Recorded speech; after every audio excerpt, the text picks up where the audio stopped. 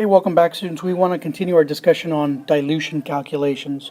We have a problem here that reads 0.56 liters of a solution with an unknown concentration is diluted to a final volume of 2.7 liters, where the final concentration is found to be 0.83 molar.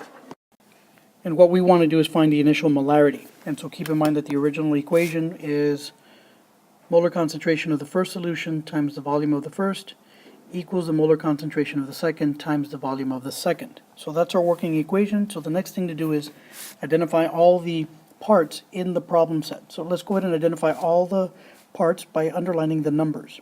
So here's a number here, which is a volume. And since it's the first volume, we'll say V1.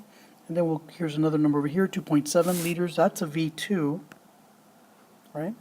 And then we'll come over here, final concentration. Here's a molar concentration, and since it's a final, this final is attached to that one, so that means that this is our M2. And what we need to find is your initial molarity, which is our M1. So all we really need to do here is substitute into the equation, and when we do, we get the following. And so here's the equation filled in with all the variables or numbers that we've identified in the problem. And notice that we've got the M1 over here on the left-hand side. We want it by itself, so we need to go ahead and divide by the volume. In this case, 0.56 liters.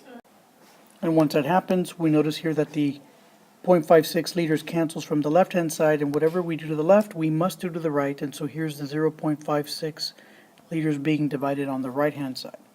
Again, the liters units cancel, and what we're left with is our molar concentration, and that's what M1 is going to be equal to.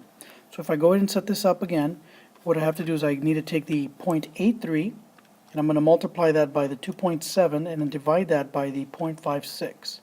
And when I do, I wind up getting a molar concentration of 4.00.